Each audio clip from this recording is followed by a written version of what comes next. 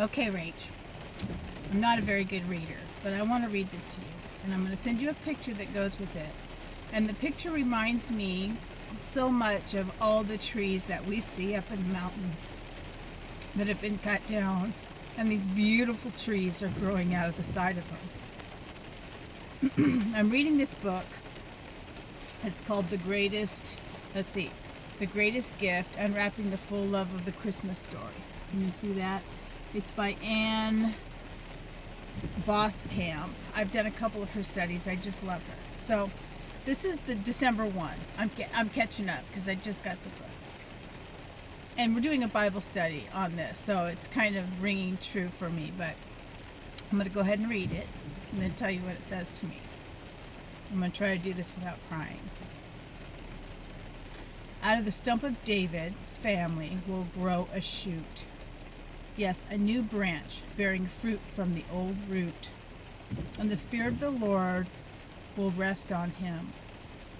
The Spirit of the wisdom and understanding, the Spirit of counsel and might, the Spirit of knowledge and the fear of the Lord. In that day, the heir to David's throne will be a banner of salvation to all the world. The nations will rally to him, and the land where he lives will be a glorious place. The mattering part is never what isn't. The mattering part is never the chopped off stump.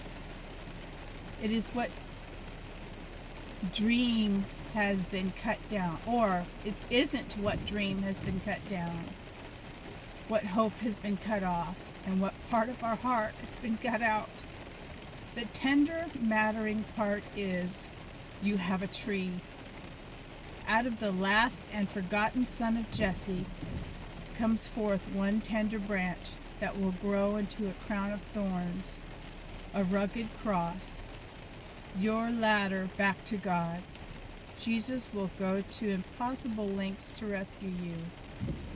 Out of the stump of a fallen tree, watered with the living waters that flow from the depth of his grace, a twig sprouts. That twig will be the scepter that defeats your sin and lets you grow again. Out of that stump and the sheared impossible, there springs a singular shoot, tender and vulnerable. Here, in the midst of inconceivable, the loud claims, the hard sells, the big spectacles, Christ comes small. The macro miracle who comes in the whisper and says, seek me, just where you are. Look for the small glimpse of God's glory breaking in, breaking out, sprouting, shooting, unfurling, bearing fruit, making a kingdom, remaking the world. Slow and still, and seek the shoot that bears witness to God, the hardly noticed child, the hymn hummed over the sink, the unassuming woman bent at the register, the dog-eared word of God beckoning from the shelf.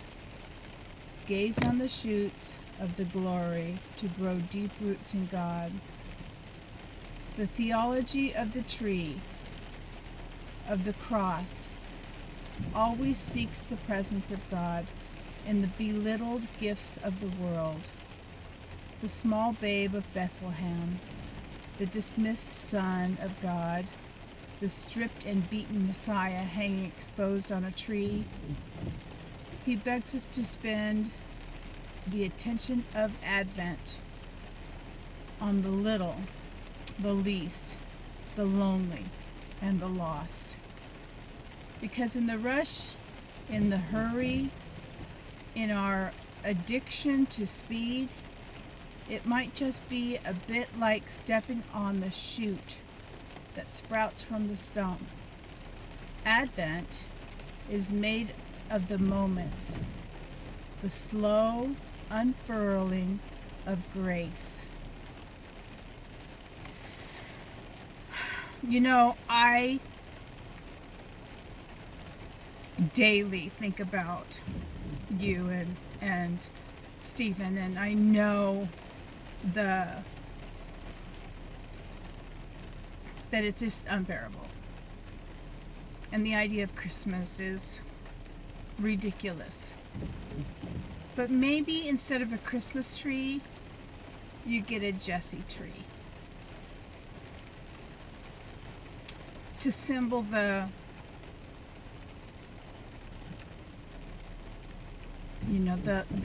family tree of Christ.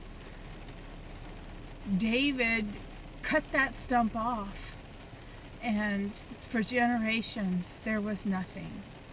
But then we got Christ from that line, from that family tree. He was a shoot, like those massive trees they cut down in the forest, and then these shoots grow off the side and turn into these beautiful trees growing out of an old stump. Even if you just get an old branch and hang it from your ceiling,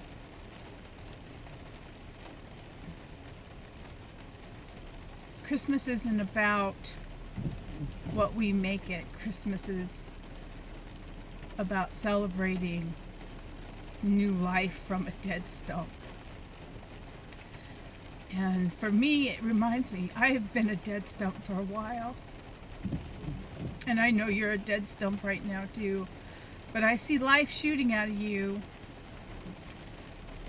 And I think life is beginning to shoot out of me again too. I love you, sweetheart. I'll talk to you later.